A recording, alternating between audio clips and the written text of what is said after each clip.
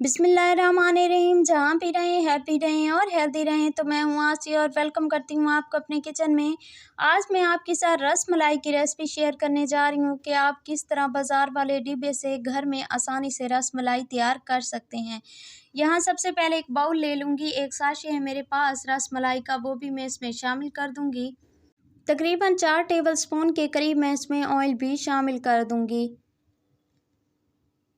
बस ऑयल हमारा शामिल हो चुका है तो उसी स्टेज पर मेरे पास एक अदद अंडा है जिसे मैंने पहले ही फेंट के रखा हुआ था, वो भी मैं इसमें शामिल कर दूंगी।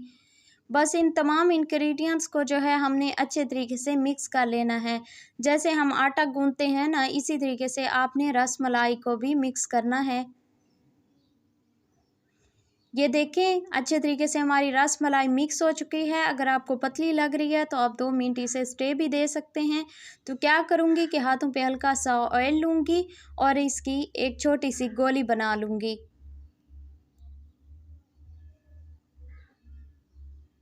ये देखें यहाँ पर हमारी बहुत सारी जो गोलियाँ थी वो बन के तैयार हो चुकी हैं। अब एक बर्तन ले लूँगी।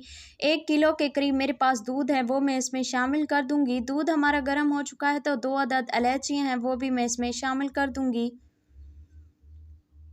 अब मेरे पास 1 प्याली के करीब चीनी है, वो मैं इसमें शामिल कर दूँगी। मीठा आप अपनी क्वांटिटी के हिसाब से कम या ज़्यादा शामिल कर सकते हैं। बस इसे मैं मिक्स करूँगी। देखें दूध में बॉयल आना शुरू हो गया है। तो अब क्या करूँगी, जो मेरे पास रस मलाई की गोलियाँ तैयार की हुई पहले से रखी हुई थी, वो मैं दूध में शामिल कर दूँगी।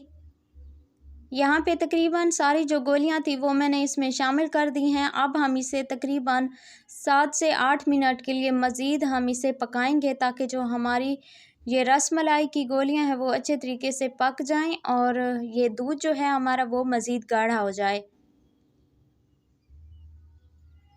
तो ये देखें कलर भी बहुत ज़्यादा खूबसूरत आ चुका है और हमारी जो रस मलाई है वो भी तैयार हो चुकी है। तो अब मैं इसे ठंडा होने के लिए थोड़ी देर छोड़ दूँगी।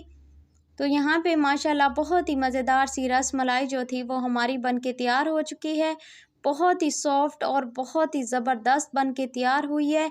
एक मर्तबा घर में इस रेसिपी को ज़रूर ट्राई कीजिएगा। रेसिपी अच्छी लगे तो लाइक कर दें, चैनल को सब्सक्राइब कर दें।